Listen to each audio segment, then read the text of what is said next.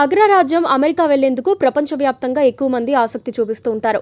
న్యాయపరంగా వెళ్లే వాళ్ళు కొందరైతే అక్రమ మార్గంలో అయినా సరే అక్కడికి వెళ్లిపోయి సెటిల్ అవ్వాలని మరికొంతమంది చూస్తూ ఉంటారు. అలాంటి వాళ్లను అక్రమంగా అమెరికా పంపించేందుకు పలు ఏజెంట్ సంస్థలు కూడా పనిచేస్తున్నాయి. అయితే తాజాగా 230 మంది భారతీయులను అక్రమంగా అమెరికాకు పంపించే యత్నం చేయగా వాళ్ళు యుఏఈలో పట్టుబడ్డారు. ఇందులో 170 మంది గుజరాతీలు ఉన్నారు.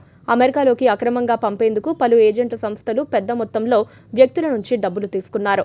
బ్రెజిల్ నుంచి రోడ్డు మార్గంలో మెక్సికో సరిహద్దు ద్వారా అక్రమంగా యుఎస్లోకి ప్రవేశించేందుకు ఏజెంట్లు అన్ని ఏర్పాట్లు చేశారు. అయితే డిసెంబర్ 11వ తేదీన దుబాయ్ నుంచి వీరంతా బయలుదేరాల్సి ఉండగా చార్టెడ్ ఫ్లైట్ బుక్ చేసేందుకు ఏజెంట్లు 230 మంది నుంచి 3 కోట్లు సేకరించారు. అయితే మెక్సికో యుఎస్ సరిహద్దులో ప్రస్తుతం ఆందోళనలో కొనసాగుతూ ఉండగా డిసెంబర్ 20వ తేదీకి ఫ్లైట్ను రీషెడ్యూల్ చేశారు. అయితే ప్రయాణికులకు మాత్రం విమాన రూట్ వివరాలను ఏజెంట్లు అందించలేదు. దీంతో వాళ్ళంతా ఏజెంట్లతో గొడవ పెట్టుకున్నారు.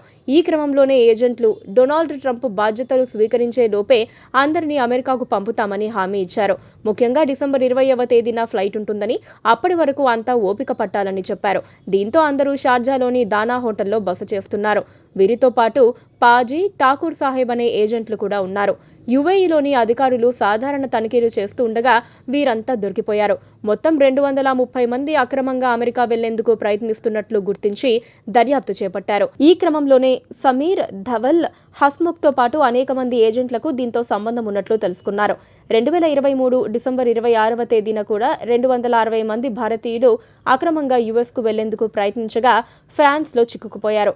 4 రోజుల తర్వాత తిరిగి వారంతా ముంబై చేరుకున్నారు. అక్రమ ఇమిగ్రేషన్ ఏజెంట్లు ఈ చార్టెడ్ విమానాలను నిశితంగా నిర్వహిస్తూ ఉంటారు. ఎక్కువగా దుబాయ్ నుంచే బయలుదేరతాయి.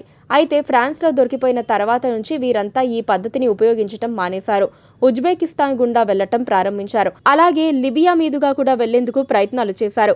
అయితే అమెరికా ఒత్తిడి కారణంగా లిబియా మార్గం మూసివేయబడింది. ఇక ఇప్పుడు మెక్సికో ద్వారా అక్రమంగా ప్రవేశించాలని ప్రయత్నించి షార్జాలో చిక్కుకుపోయారు. Please subscribe to KTV Telugu. KTV Telugu. KTV Telugu. KTV Telugu channel.